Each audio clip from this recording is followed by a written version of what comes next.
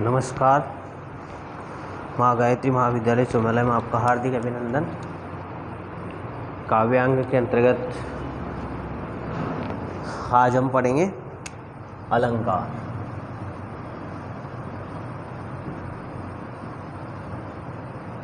Unit 5।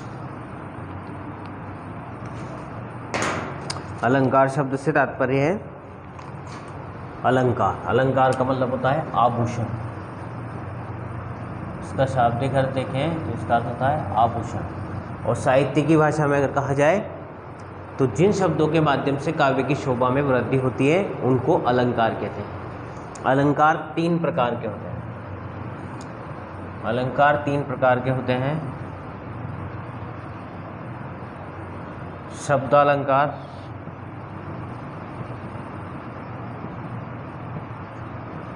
अर्थालंकार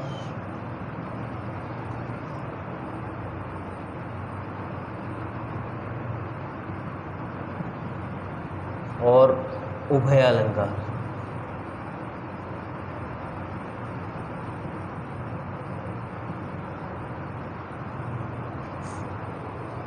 शब्द अलंकार के अंतर्गत जहाँ पर शब्द के माध्यम से काव्य की शोभा में वृद्धि होती है उनको शब्द अलंकार कहते हैं, और जहाँ पर अर्थ के माध्यम से काव्य की शोभा में वृद्धि होती है उनको अर्थालंकार कहते हैं।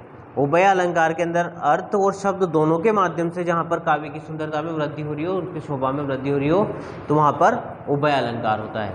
इसी क्रम में हम हमारी पाठ्यक्रम में प्रमुख मुख्य अलंकारों का अध्ययन करेंगे। इसके अंतर्गत देखिए,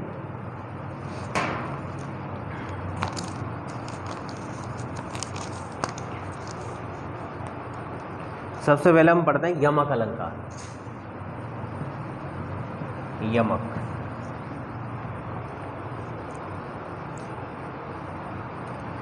यमक अलंकार में भिन्न भिन्न शब्दों का, जहां पर भिन्न भिन्न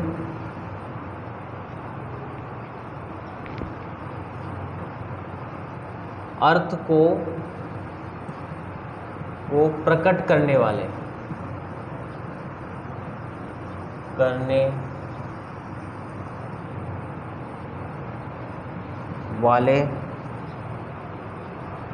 समान शब्दों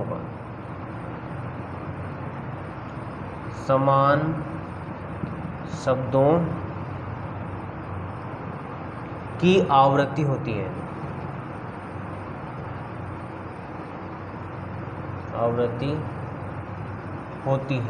वहाँ पर यमक अलंकार होता है।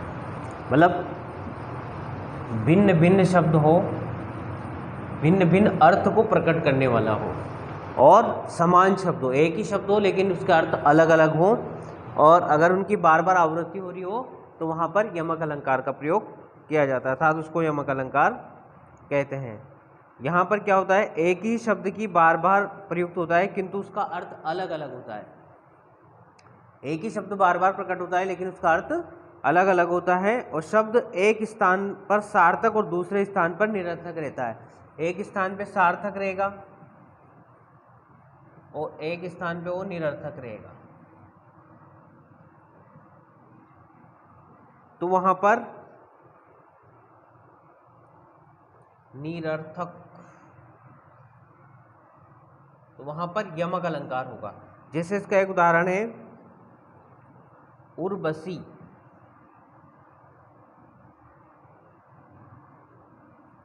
उर्वशी मेरे हृदय की,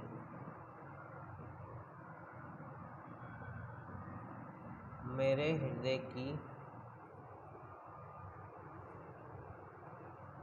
उर्वशी तुम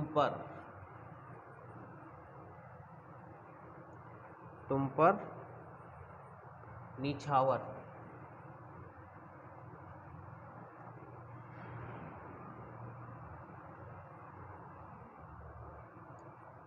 ज्वार जीवन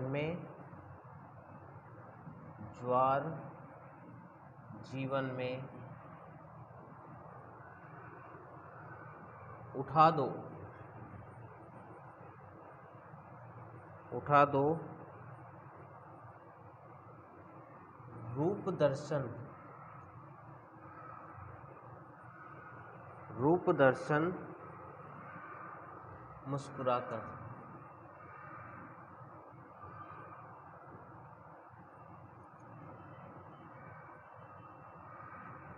अब देखिए प्रस्तुत उदाहरण में उर्वशी और उर्वशी दोनों शब्दों की बार बार आवृत्ति हुई, लेकिन दोनों शब्दों का यहाँ पर अर्थ अलग अलग है, इसीलिए यहाँ पर यमक अलंकार का प्रयोग किया गया था। एक उर्वशी शब्द का अर्थ है यहाँ पर हृदय में बसी हुई, एक उर्वशी का अर्थ है हृदय में उर्वशी, एक का अर्थ है हृदय में बसी हुई, और एक उर्वशी है यहाँ पर जिसका अर्थ है, एक उर्वशी का अर्थ है अप्सरा।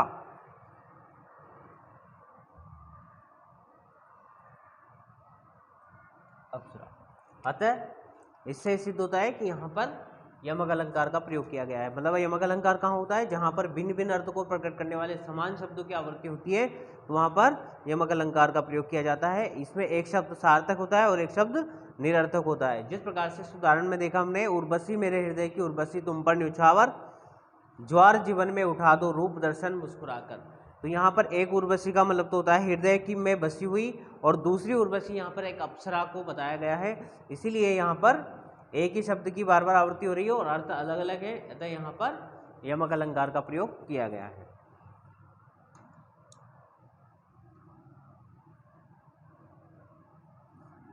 तो देखिए परीक्षा में हमें अच्छे अंक प्राप्त करने के लिए सबसे पहले अलंकार का जो लक्षण है, इसका एक उदाहरण हो रहे हैं, कनक कनकते सो गुनी मादकता आदि का एक, वाह खाए जग बोराए, वाह पाए जग बोराए। यहाँ पर कनक कनक शब्द दो बार आया, कनक कनक और कनक। एक शब्द का अर्थ तो है सोना और एक का अर्थ है यहाँ पर धतूरा।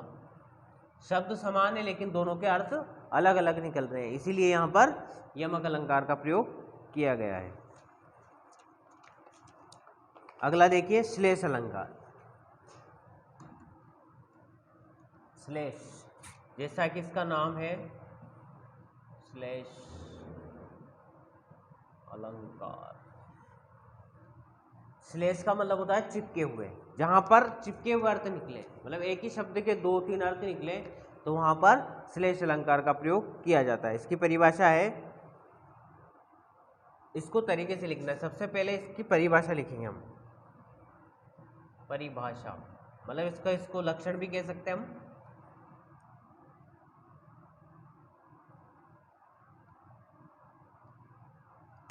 श्लिष्ट शब्दों में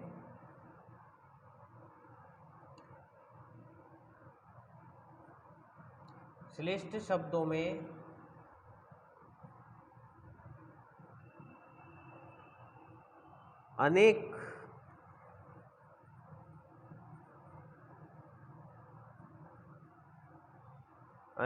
अर्थ कथन होने पर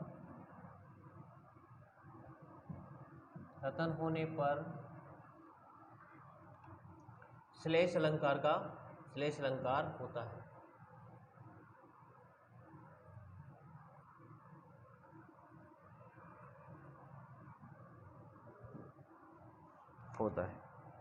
इसमें सबसे पहले हम परिभाषा लिखेंगे, फिर इसका स्पष्टीकरण करेंगे। स्पष्टीकरण के अंतर्गत हम लिखेंगे कि श्लेष का शाब्दिक अर्थ है जिसका अर्थ होता है चिपकना, मतलब एक थोड़ा इसको समझा के लिखना है ना। श्लेष्ठ शब्द में एक से अधिक अर्थ चिपके हुए होते हैं, अर्थात एक शब्द से अधिक अर्थ निकलते हैं और चिपके हुए अर्थ होते हैं। श्लेष दो प्रकार के होते हैं, सबंग श्लेष और अभंग श्लेष। सबंग में एक शब्द के खंड की तरह ही मूल अर्थ के भिन्न भिन्न अर्थ प्राप्त हो जाते हैं, और अभंग श्लेष के अंदर एक ही शब्द के अनेक अर्थ प्रकट होते हैं। देखिए जैसे इसका एक उदाहरण है, अजो तरियोना, अजो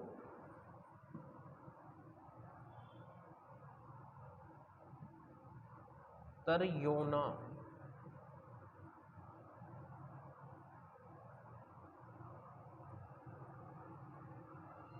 ही रहियो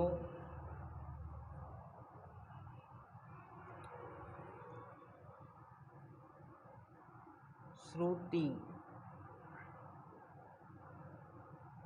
सेवत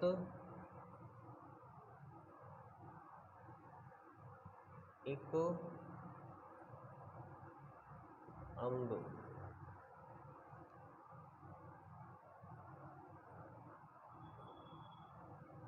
नाक बासी बेसर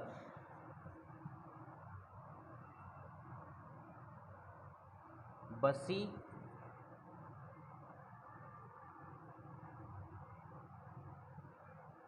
मुक तनु मुक तनु कोसंग कोसंग। तो देखिए प्रस्तुत उदाहरण में तर्योना, तर्योना में सबंग श्लेष है। एक पक्ष में तर्योना का अर्थ कर्णफूल है। तर्योना, तर्योना एक पक्ष में इसका अर्थ है कर्णफूल।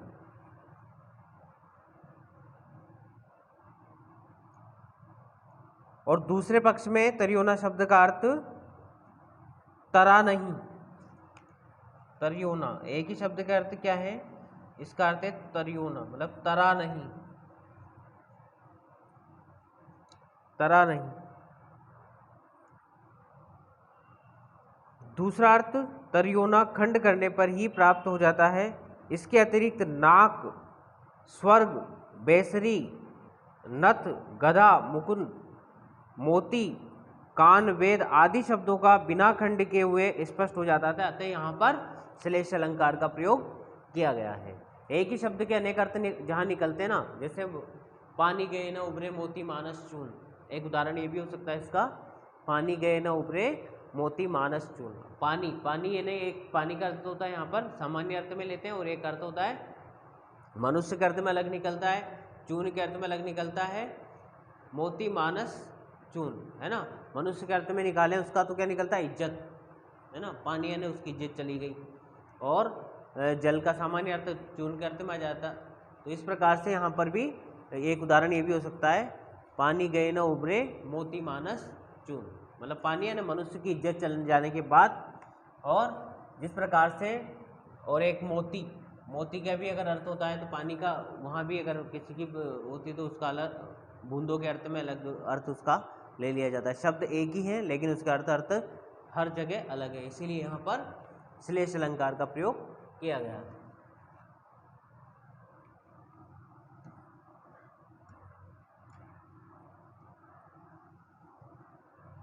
अगला देखिए उपमा, उपमा अलंकार। उपमा अलंकार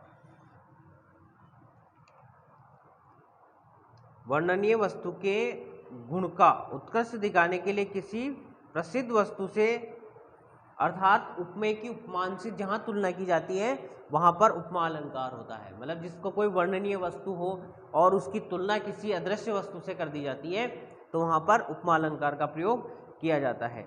किसी वस्तु से समानता दी जाए और वह उसके गुण के लिए लोक प्रसिद्ध हो जाए, ऐसा होने पर उपमा के स्थान पर उपमा का आभास होता है। रमणी की टांगे सारस जैसी हैं, मतलब जिस प्रकार से किसी की तुलना कर देते हैं कि उसकी टांगे किसके समान है? सारस के सदृश है, मतलब सारस की टांगों के समान है, तो उसकी तुलना उससे कर दी जाती है। इसी समानता में उपमा अलंकार नहीं हो सकता, क्योंकि सारस की टांगे सौंदर्य के लिए नहीं होती है। मतलब कहने का मतलब स्पष्टीकरण ये होता है कि उपमा का किसी सुंदरता से तुलना की जाती है ना। उपमेय की उपमान से जहाँ पर तुलना की जाती है वहाँ पर उपमा अलंकार होता है। और जिस प्रकार से चंद्रमासा, इसका एक उदाहरण है चंद्रमासा,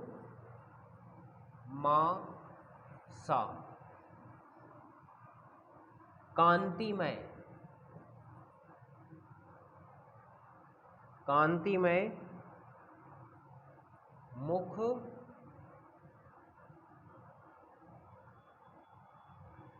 रूप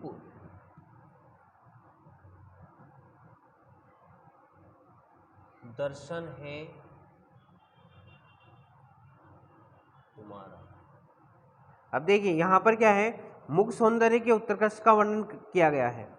मुख की समानता सौंदर्य के प्रसिद्ध उपमान चंद्रमा से होने के कारण उपमा अलंकार है। चंद्रमासा कांतिमय मुख, मतलब मुख की तुलना किससे कर दी है, चंद्रमा से कर दी है। मुख को किसके समान बता दिया कि चंद्रमा के समान तुम्हारा मुख है, अर्थात चंद्रमा जिस प्रकार से चमकता है उसी प्रकार से आपका मुख भी चमक रहा है।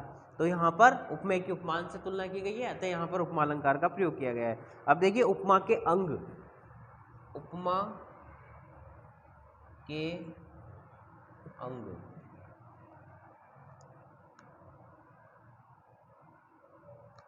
उपमा के अंग में उपमेय, उपमेय, उपमान, समान धर्म,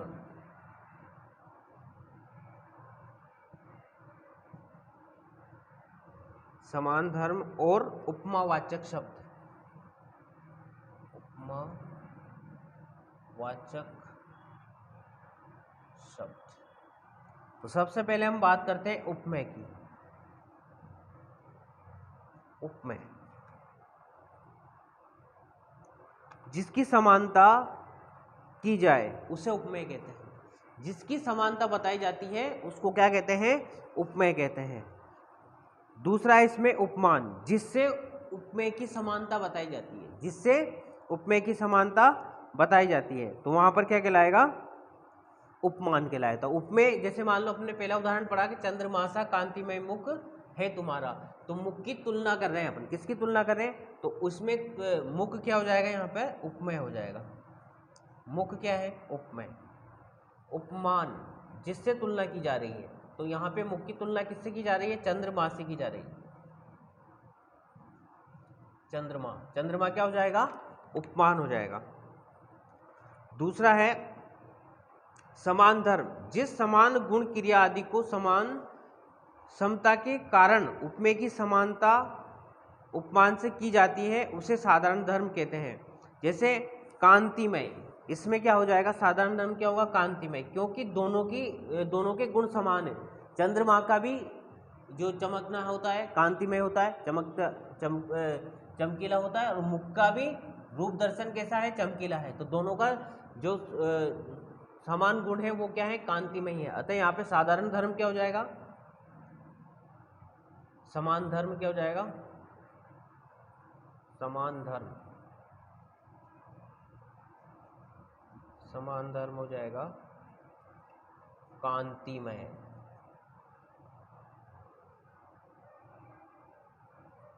कांति, ये समान धर्म हो गया। तो देखिए चंद्रमासा कांतिमय मुख रूप है दर्शन तुम्हारा, इसमें चंद्रमा और मुख, मुख उपमेय है, चंद्रमासा उपमान है, और कांतिमय यहाँ पे साधारण धर्म है।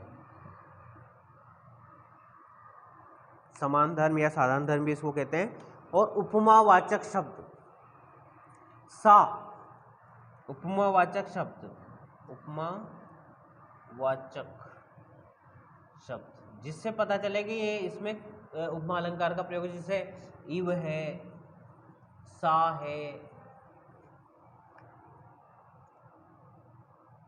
उपमावाचक शब्द में आता था, सादृश्य शब्द में उपमावाचक शब्द कहते हैं, जैसे सा है उपमावाचक, हिंदी में सा, से, सो, सम। अगर इस प्रकार के शब्दों का कहीं काव्य में प्रयोग हो रहा है तो वहां पर उपमा अलंकार प्रयोग है। सरिस,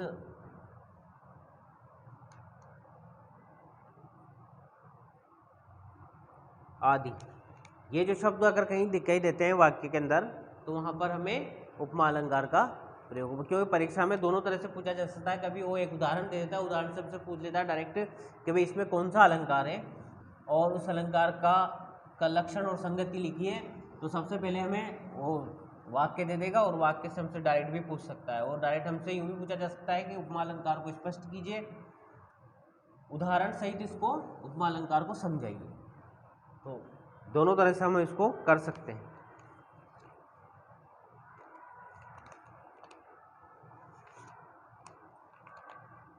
अगला देखिए रूपक अलंकार। रूपक अलंकार,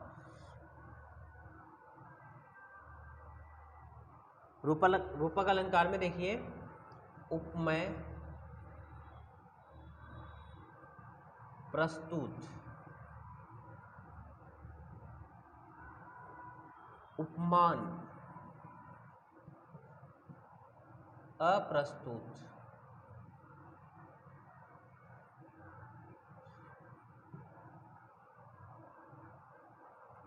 तो देखिए इसकी क्या परिभाषा बनती है, उपमेय, प्रस्तुत और उपमान अप्रस्तुत। उपमेय, प्रस्तुत और उपमान अप्रस्तुत। तो देखिए इसमें क्या होता है, उपमेय प्रस्तुत में उपमान अप्रस्तुत का अभेद रूप से आरोप हो जाता है ना। उपमेय में उपमान का अभेद रूप से आरोप जहां पर होता है वहां पर रूपक अलंकार होता है ना। इसके स्पष्टीकरण में रूपक में एक वस्तु पर दूसरी वस्तु का आरोप किया जाता है। स्पष्टीकरण अगर हम लिखें इसका,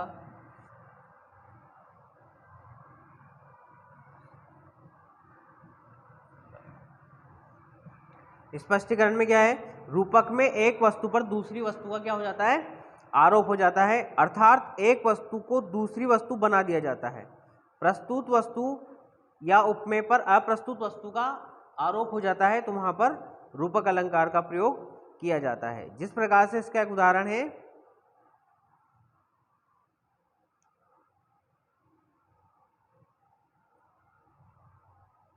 मुख कमल, मुख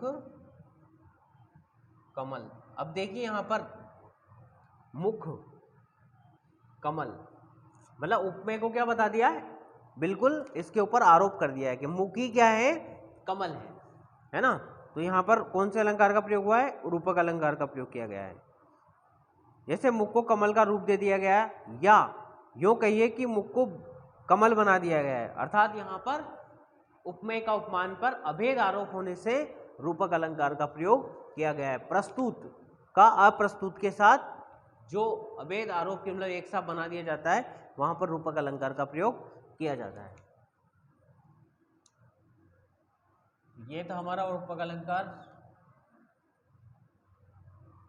अगला देखिए भ्रांतिमान।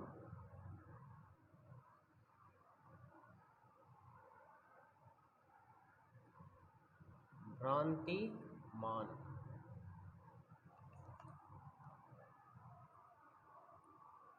भ्रांतिमान के अंदर होता है, सादृश्य के कारण उपमेय में उपमान का भ्रम हो जाता है। भ्रांतिमान, भ्रांति यानी भ्रम हो जाना, है ना।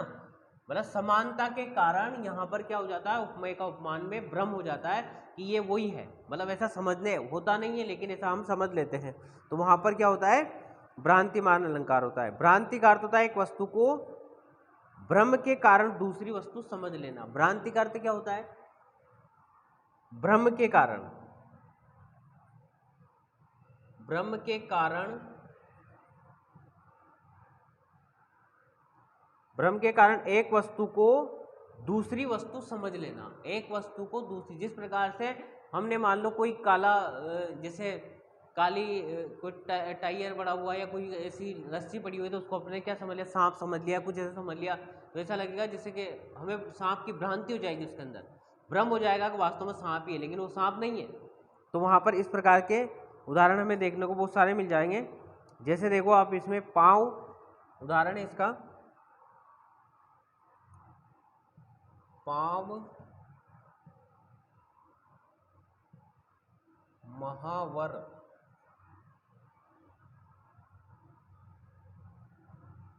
देन को,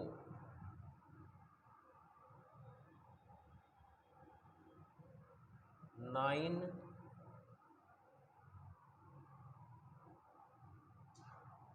बैठी,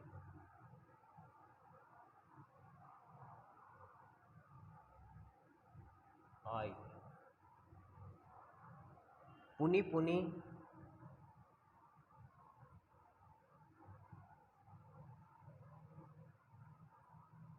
पुनि पुनि जानी,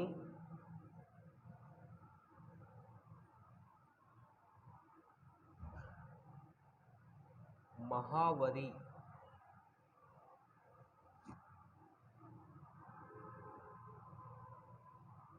एड़ी मोड़त जाए।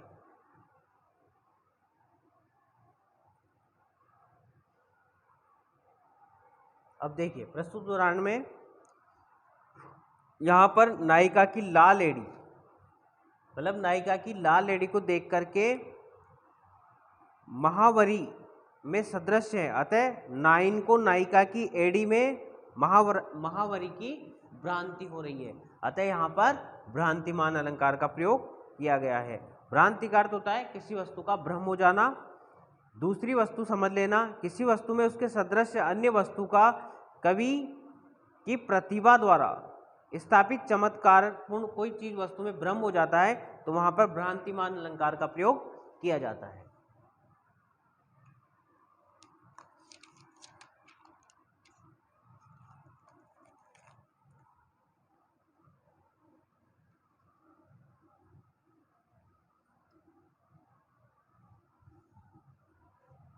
अगला अलंकार देखिए संदेह।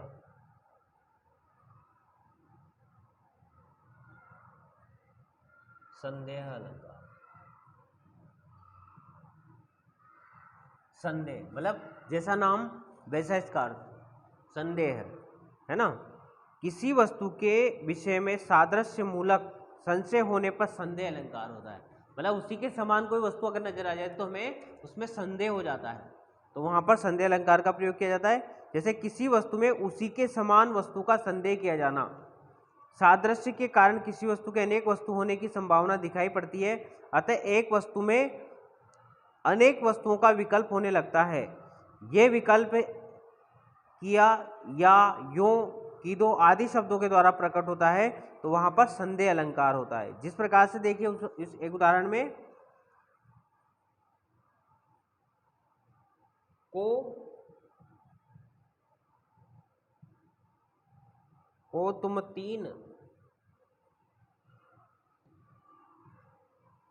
तुम तीन देव मह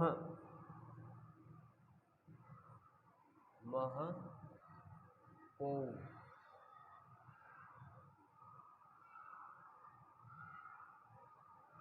नर नारायण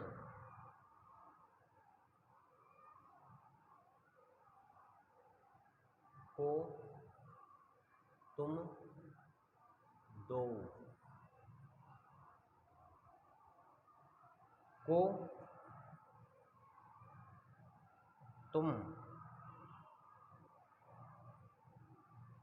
हरि दर्शन मह कोई,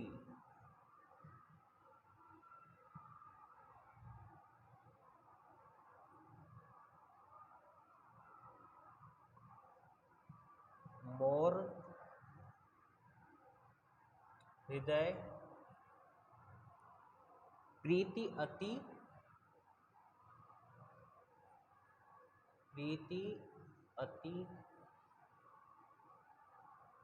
होई।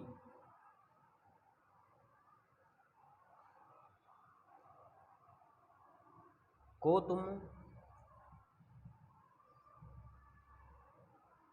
तुम राम दीन अनुरागी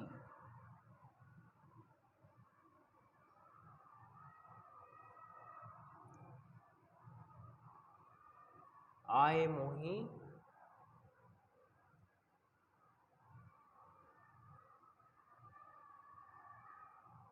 मोही करण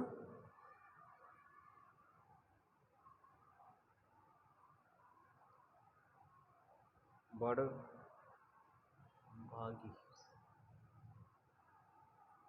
तो देखिए प्रस्तुत उदाहरण में इसमें हनुमान राम को देखकर अनेक प्रकार के विकल्प कर रहे हैं। संदेह अंत में बना रहता है। को तुम तीन देव मह कोहू, है ना। हनुमान राम को देख करके अनेक प्रकार के विकल्प कर रहे हैं। क्या संदेह कर रहे हैं? देखिए, को तुम तीन देव मह कोहू, नर नारायण को तुम दो, है ना। ऐसे मतलब भगवान तुम कहते हैं कि तुमको नर और नारायण हो सकते हो, क्या तुम तीनों देवों के अवतार हो। को हरि दर्शन मह कोही, मोर हृदय प्रति अति होई, को तुम राम दीन अनुरागी, आए मोहि करन बड़ भागी। अतः यहाँ पर हनुमान जी को संदेह हो रहा है भगवान राम के रूप के अंदर, इसीलिए यहाँ पर संदेह अलंकार का प्रयोग किया गया है।